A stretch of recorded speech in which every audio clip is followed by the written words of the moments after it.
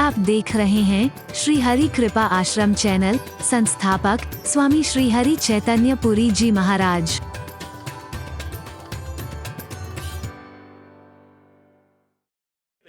उसका नाम रख दिया है सुमित्रा। सुमने अच्छी मित्र बन गई है अपनी औलाद की। हरि बोल। हमारे बीच दूरी आ गई है। दूरी थोड़े बड़े होते हैं बच्चे हमसे छुपाना शुरू कर देते हैं, सब कुछ छुपाना शुरू कर देते हैं। काश उस जमाने में तो 16 वर्ष कहा था। 16 वर्ष के बच्चों में कोई गलत संस्कार आने लगते होंगे। हमारे देखते देखते, क्षमा चाहते हुए कहूंगा, इन 2-3 दशक में ही इतना अंतर आ गया है। जो बातें सुनने में हमें शर्म आती थी, आज इतने इतने बच्चे आपसे छुपा नहीं है। कारण कुछ भी हो, मैं उस पर चर्चा नहीं कर रहा हूं। उस समय 16 वर्ष शास्त्रों ने कहा था, ऋषियों ने कहा था, महर्षियों ने कहा था। लेकिन आज जैसे ही बच्चा तुम्हारा होश संभालने लगे, अगर उसके दोस्त बन जाओगे तो बच जाएगा, वरना कब गुमराह हो जाए झूठे प्यार की तलाश में। अगर तुम्हारा अपनापन और प्यार ना मिला तो कुछ पता नहीं। अगर तुम्हारा अपनापन और प्यार जो मिलना चाहिए नहीं मिला, तो झूठे प्यार और अपनेपन की तलाश में ये कब गुमराह हो जाएंगे तुम्हें नहीं पता चलेगा। भ्रम में जीते रहोगे। कोई कुछ कहेगा भी तो उससे लड़ लोगे, लेकिन बच्चे पर निगाह नहीं दोगे। हरि बोल। जोर से बोलो, और जोर से बोलो। विश्वामित्र कहता है वो संत क्या है? अरे वो जमाना था, छोड़ो। आज विश्वामित्र का एक नया जन्म है, एक सच्चे संत के रूप में है वो। उस समय हरिश्चंद्र को कितने संकटों में मैंने डाला था, लेकिन उसका भी बुरा नहीं हुआ। हरिश्चंद्र सदियों तक याद किया जाता रहेगा, हमेशा याद किया जाता रहेगा। लेकिन आज मैं खुले शब्दों में कह रहा हूं, विश्वामित्र कहते हैं कि सच्चा संत, सच्चा महापुरुष, सच्चा सद्गुरु, सच्चा ऋषि, सच्चा मुनि तुम्हारी संपत्ति नहीं चाहता है, वो तुम्हारी संतति चाहता है। लाओ उसे, जोड़ो उसे, धर्म के साथ जोड़ो, सत्संग के साथ जोड़ो, अध्यात्म के साथ जोड़ो। उसे वहां से दूर करने की कोशिश मत करो। हरि बोल।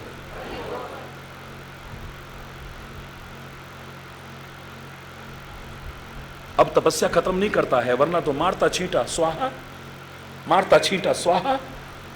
सारे राक्षसों का विनाश करने की सामर्थ्य है विश्वामित्र में। ये 2-3 राक्षसों के वध के लिए राम लक्ष्मण को लेने जा रहा है। हरि बोल, जोर से बोलो ना। अब वो कहता है ये काम मेरे प्रभु का है, मेरे प्रभु का है।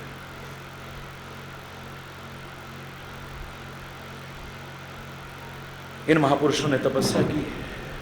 एक तपस्या का आदर्श हमारे सामने रखा है, और तपस्या का जब निचोड़ निकाल करके लाओगे किसी की भी तपस्या का, तो वहां सहना शब्द आएगा। क्या आएगा? सहना। सहते हैं तपस्या में, बहुत कुछ सहना पड़ता है। तो फिर जंगल में मत जाओ, हिमालय में मत जाओ, कंदराओं में मत जाओ, जहां तहां मत जाओ। तुम जहां हो वहां अगर तुम्हें सहना आ गया है, ठीक से रहना आ गया है, ठीक से कहना आ गया है, मैं दावे से कह रहा हूं तुम घर में रह के बहुत बड़े तपस्वी हो सकते हो, उनसे बड़े तपस्वी हो सकते हो। घर में रहते हुए भी तुम एक महान तपस्वी बन सकते हो। अपने गृहस्थ को ही एक तपोवन बनाने की कोशिश करनी है। आपके सामने अगर मैं जंगलों की कथा सुनाऊं, बेकार है। हरि बोलना। आपके लिए कहा था उन महापुरुषों ने, काहे रे बन खोजने जाए, काहे रे वहां तेरे को जाने की जरूरत नहीं। ऐसा नहीं कि जंगलों में भगवान ना हो, जब वो सर्वत्र है तो वहां भी है। एक उसकी सर्वव्यापकता कितने प्रश्नों को खत्म कर देती है। बहुत से लोग कहेंगे ये मूर्तियों में भगवान है, तो कहां है भाई भगवान? तू बता दे। हैं, भगवान तो जर्रे जर्रे में है, भगवान तो कण कण में है, भगवान तो सर्वव्यापक है। तो फिर मैंने कहा मूर्ति भी उस कण कण से बाहर नहीं है। वो भी अगर सब कण कण में, तो मूर्ति में भी होना चाहिए, मूर्ति में भी होना चाहिए। ये तो तेरी बात से भी सिद्ध हो गया। लेकिन मूर्ति में ही भगवान है, ये हरिचैतन्य भी नहीं कहेगा, क्योंकि ही में और भी में there is a lots and lots of difference. अगर मैं कह देता हूं मूर्ति में ही भगवान है, तो तात्पर्य कहीं और नहीं है। और अगर मैं कहता हूं वो सर्वव्यापक है, सर्वत्र है, तो फिर मूर्ति में क्यों नहीं है? प्रश्न कहां से आया? वहां कैसे हो सकता है, वहां कैसे हो सकता है? अगर सब जगह है तो हरि बोलना, जोर से बोलो ना। ये तो सारे प्रश्न ही खत्म हो गए उसमें। तेरी निगाह में वो पत्थर है, लेकिन जो यहां पूजा करने आता है उसने कभी नहीं कहा वो 2.5 फुट के पत्थर, वो 3 फुट के पत्थर हमारी कामना। वो तो यही कहता है, हे परमपिता परमात्मा, हमारे मन की कामना पूरी करना। तेरे दिमाग पर पत्थर पड़े हुए हैं, तू इसे पत्थर समझ रहा है, लेकिन इसके सामने खड़े होकर के जो प्रार्थना कर रहा है वो पत्थर समझ के प्रार्थना नहीं कर रहा है। कोई हवन के सामने मंत्रोच्चारण करते हुए जो भाव रखता है, यहां पर भी पूजा करने वाला वही भाव रखता है। हरि बोलना, जोर से बोलो ना। तुम्हारी निगाह में एक किताब हो सकते हैं गुरु ग्रंथ साहब, मूर्खों की निगाह में एक किताब हो सकते हैं, कागज के पन्ने हो सकते हैं गुरु ग्रंथ साहब, लेकिन श्रद्धा रखने वालों के लिए प्रगट गुरां की देह साक्षात गुरु का शरीर है। तुम्हारी निगाह में वेद किताब हो सकती है, कागज के पन्ने हो सकते हैं, लेकिन मेरी निगाह में वेद भगवान है।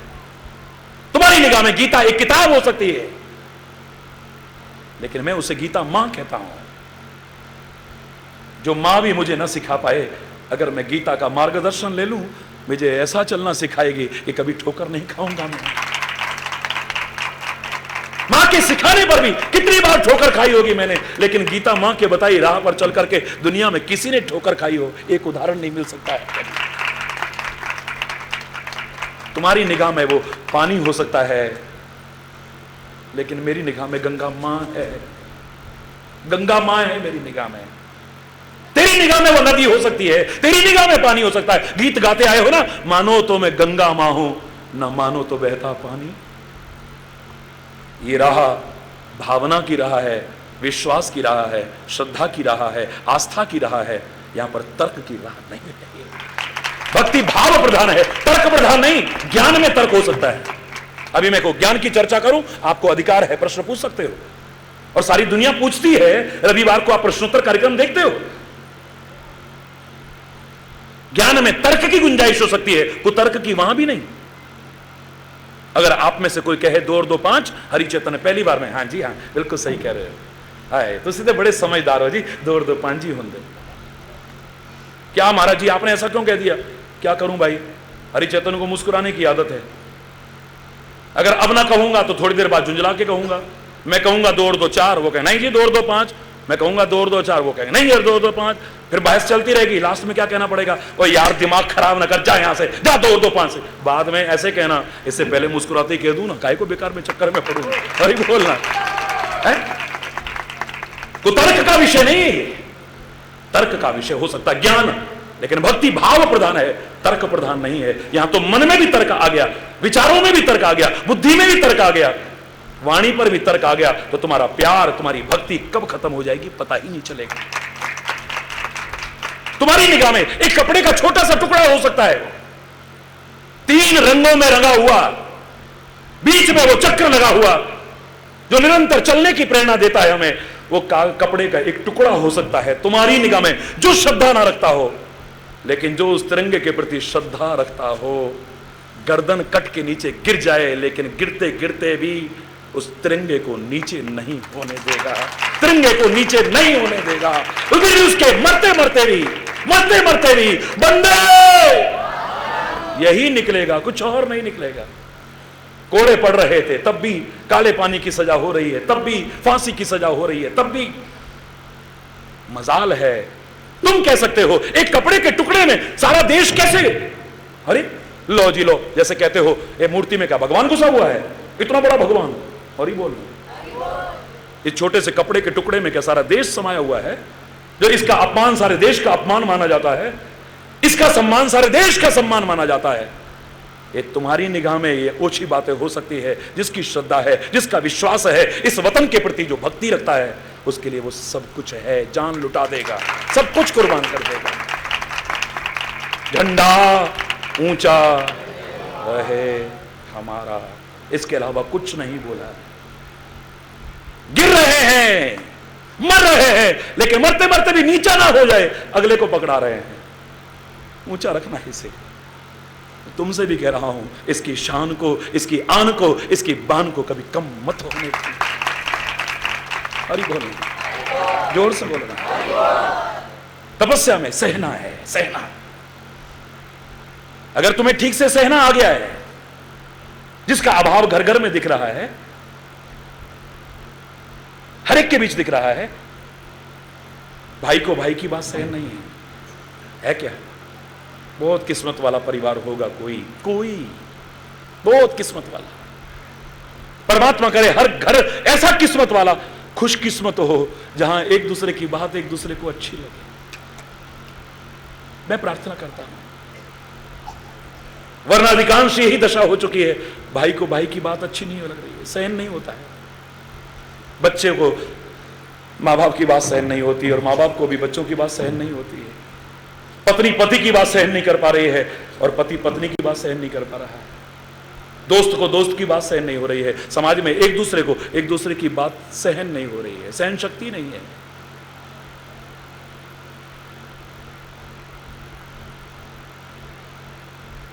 ना हमें सहना आता है, ना ठीक से कहना आता है, और ना ही समाज में ठीक से रहना आता है। ये तीन चीज आ जाए, रहना भी कहां आता है हमें? बोलो, रहना आता है? रह रहे हो रहना। एक वाक्य में मैंने उस दिन कहा था, मैंने कहा मेरे प्यारे बच्चों, तुम्हें बनाया था इस पृथ्वी पर रहने के लिए, इस मानव को पृथ्वी के लिए बनाया था। अगर पानी में रहने को बनाया होता, तुम्हारी मछली जैसा कोई इंतजाम किया होता भगवान ने। अगर तुम्हें आकाश में रहने के लिए बनाया होता, तुम्हारे पंख लगे होते। तुम्हें कहीं और के लिए नहीं बनाया है, इस पृथ्वी के लिए बनाया है, पृथ्वी पर रहने के लिए बनाया है। तुम्हें अंतरिक्ष में भी रहना आ गया है, मेरा कोई विरोध नहीं है। जहां पर गुरुत्वाकर्षण का प्रभाव खत्म हो गया, ग्रेविटी का प्रभाव खत्म हो गया, आदमी हवा में लहराता है, उस अंतरिक्ष में रहना आ गया। तुम्हें चंद्रमा पर रहना आ गया, मंगल पर रहना आ गया। जाने लग गए हैं लोग, धीरे धीरे रहने भी लगेंगे, देखना आप। हरि बोल। अंतरिक्ष में रहना आ गया, ए मानव तुझे। आकाश में रहना आ गया, ए मानव तुझे। महीनों चक्कर काटते हैं आकाश में, गिनीज बुक में नाम रिकॉर्ड कराना है। हरि बोलना। महीनों आकाश में रहना आ गया तेरे को, समुद्र में रहना आ गया। जबकि समुद्र में रहना कोई इतना सरल नहीं है, असंभव तो नहीं है। जो जाते भी हैं नौकरी वगैरह करने, मर्चेंट नेवी में या किसी और प्रकार से भी, वो क्या करते हैं? शुरू में उनको भी सी सिकनेस कहते हैं। सी सिकनेस होती है, उन्हें भी तकलीफ होती है, परेशानी होती है। चारों ओर पानी पानी दिखता है, वो भी खारा पानी, दूर दूर तक कुछ दिखाई नहीं देता है, मन नहीं लगता है। लेकिन समुद्र में रहना आ गया, महीनों रहते हैं लोग, महीनों। और समुद्र में रहना तो दूर, समुद्र के अंदर रहना आ गया है। वैज्ञानिक रिसर्च कर रहे हैं, ऑक्सीजन लगा करके अंदर महीनों पड़े रहते हैं, रिसर्च करते रहते हैं। हरि बोलना। ऐ मेरे प्यारे मानव, ऐ परमात्मा की सर्वोत्कृष्ट कृति, सर्वोत्तम कृति, ऐ मानव, तेरे को अंतरिक्ष में रहना आ गया, मेरा कोई विरोध नहीं है। आकाश में रहना आ गया, मेरा कोई विरोध नहीं है। तेरे को समुद्र में रहना आ गया, मेरा कोई विरोध नहीं है। समुद्र के अंदर रहना आ गया, बड़ी अच्छी बात है। लेकिन काश तेरे को इस पृथ्वी पर भी रहना आ जाता, बात ही कुछ हो गई। किसने देखा है वो स्वर्ग? स्वर्ग यहां उतर आता है, यहां स्वर्ग उतर आता है। स्वर्ग में जाएंगे नरक में? पहले यहां देखो, तुमने नरक बना रखा है या स्वर्ग बना रखा है? जहां रात दिन कलह कलेश होती है, मेरे प्यारे बच्चों, मेरे प्यारे भाइयों, मेरी प्यारी बहनों, जहां रात दिन कलेश होता है, जहां एक दूसरे को देख करके खुश नहीं होता है, एक दूसरे की बात एक दूसरे को अच्छी नहीं लगती है, एक दूसरे का आगे बढ़ना सुहाता नहीं है, किसी का दुख दर्द जिसे प्रभावित नहीं करता है,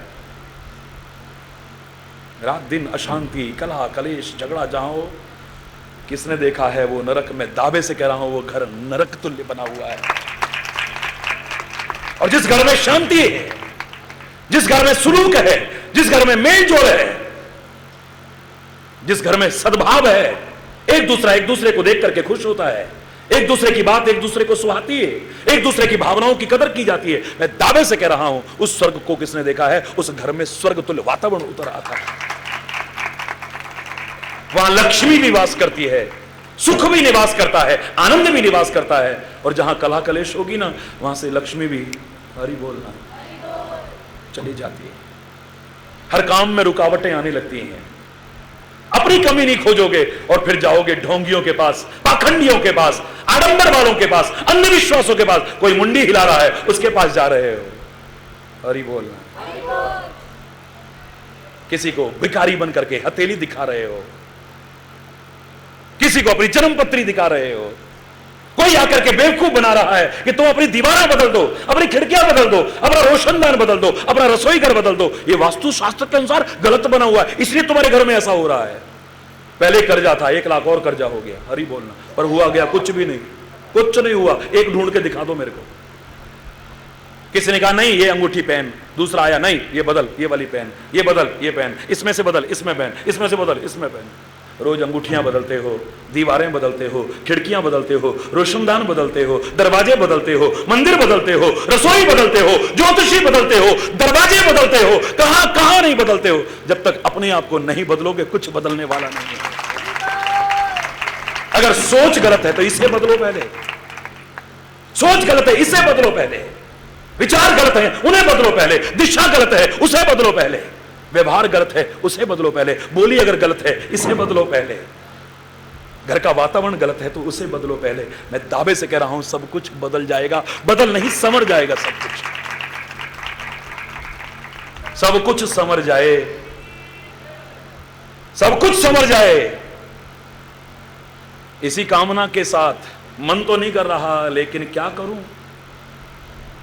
आदत वक्त की ऐसी पड़ी हुई है, सारी दुनिया में लोग इसे समझने लगे हैं। और आज मुझसे कहा अभी तो महाराज जी लोग थोड़ी देर, मैंने कहा ना, जानबूझ के गाड़ी नहीं भेजी, मैं पैदल चल दिया वहां से। अरे बोलना, जोर से बोलो ना। नहीं, मैं अपनी आदत खराब नहीं कर सकता हूं। जिसने समय की कदर की है, ये समय उसी का बना है और समय आने पर उसी को सब कुछ मिलता है, और जो समय की कदर नहीं करता है उसे कुछ नहीं मिलता है। समय के महत्व को स्वीकार करो। ये आया हुआ एक एक क्षण फिर नहीं आने वाला है। एक एक क्षण बड़ा अनमोल है, ये एक एक क्षण। कल का दिन ईश्वर की कृपा से और मिला है। जैसे अब यहां पर प्रांगण भरा हुआ नजर आ रहा है, कल मेरे आने से पहले भरा मिलेगा, इतना मुझे विश्वास है। हरि बोलना, जोर से बोलो ना, जोर से बोलो ना, और जोर से बोलो ना। जय जय नारायण नारायण हरि हरि, जय जय नारायण नारायण हरि हरि, जय जय नारायण नारायण हरि हरि। वहीं बैठे रहेंगे और जोर से हाथ ऊपर उठा के जय जय नारायण नारायण हरि हरि। एक्सरसाइज नहीं करा रहा हूं लेकिन अपने आप हो रही है। हरि बोल, हरि बोल, जय नारायण नारायण हरि हरि, जय जय नारायण, जय जय नारायण नारायण हरि हरि, जय जय नारायण नारायण हरि हरि, जय जय नारायण नारायण हरि हरि। तेरी लीला जग से न्यारी हरि, तेरी लीला भक्तों को लगती प्यारी हरि, भक्तों को। जय जय नारायण नारायण हरि हरि, जय जय, जय जय नारायण नारायण हरि हरि।